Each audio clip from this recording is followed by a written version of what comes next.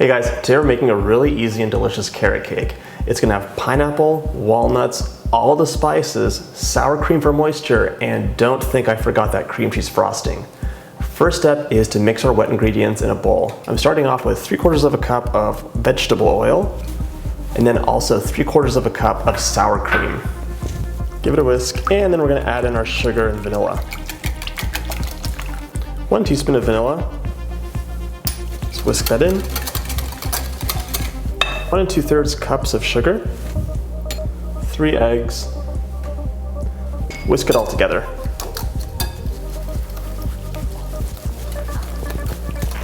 I have a cup of toasted walnuts, and let me tell you, it's a heaping cup because you will be nibbling on them.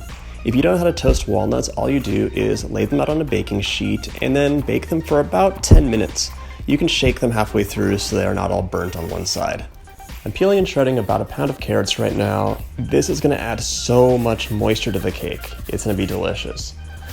All right, now we can set this aside and sift our dry ingredients together. 2½ cups or 300 grams of all-purpose flour, 1½ teaspoons of salt, 2 teaspoons of baking soda, 2 teaspoons of baking powder, 2 teaspoons of cinnamon, 1/2 teaspoon of cardamom, which I love, one of my favorites, 1/2 teaspoon of allspice, 1/4 teaspoon of ginger. Sift it all together and then we'll whisk it. I'm setting aside my whisked ingredients, and now I'm gonna coat my walnuts and raisins. I'm gonna dump my chopped walnuts and raisins into a bowl and then toss it with like a tablespoon or 2 of flour. We're doing this so the ingredients don't sink to the bottom when we bake. This is a great time to pull apart all those raisin clumps that you get and just make sure everything is individual and coated in flour. And this way your ingredients are gonna sit in the middle of the cake, not on the top, not on the bottom. I actually hate raisins, but this is one of the few times I make an exception. I'm just gonna go crazy and zest an orange into my wet mixture before I fold all the dry ingredients in. I love orange zest, and I think it'll play nicely with all the spices I added. I'm gonna whisk in the dry ingredients just until combined, and then we're gonna fold all of the larger components in.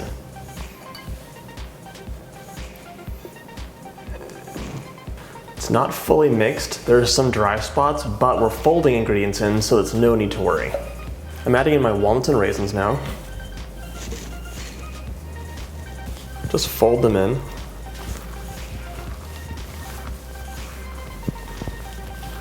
If you don't like pineapple, you don't have to put it in. You could add in some diced apple or just leave it out altogether, just FYI. Now for the pineapple and all of my beautiful carrots. I love this color, it's gorgeous. The carrots really add a lot of moisture to this cake. If you're wondering, hey, there's no milk in here, there's no water in here, carrots are full of moisture. Okay, this batter is beautiful and it's ready to pour into my prepared pan. You can butter and flour your baking pan, but I like using parchment paper just because it makes it really easy to get out. There's not going to be any cracking, and I think it burns a little bit less too.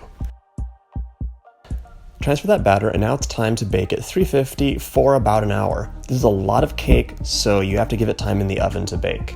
Once it's done, take it out, set it aside, let it cool down for maybe 5 minutes, and then transfer on a wire rack to cool completely. While the carrot cake is cooling, I'm gonna start the frosting. Super simple, only a few ingredients, and the main thing is to make sure everything is at room temperature.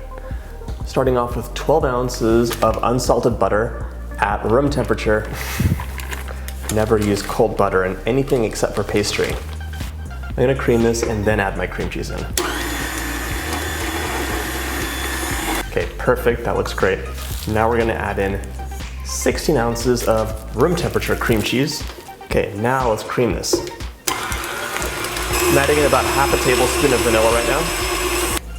This is delicious already, but don't eat it. Okay, we're gonna scrape the bowl down. Time to sift in 1.5 pounds of confectioner sugar. Remove that paddle first. Right, now I'm sifting in my confectioner sugar in 2 batches. It can be a bit messy. Some people are really neat in the kitchen. That's not me.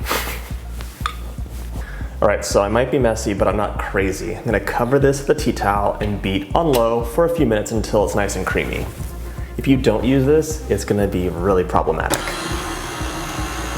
I can feel the sugar pushing up against the towel, trying to escape. Done. Okay, I just have to show you how crazy and creamy this looks. It's perfect.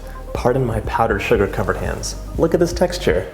Okay, now for the fun part. We're gonna decorate our cake, and I love using an ice cream scooper to transfer this frosting on. It really gives you a nice even coat. It's fun, it's clean, and there's not that much mess.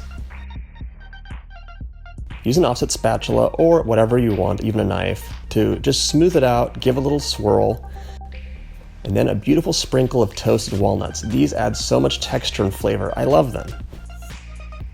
All right, I'm not gonna eat this cake on camera because it's a little bit much to see me chewing, but it's so good. I really hope you get to try it. Thanks so much for watching, and don't forget to subscribe.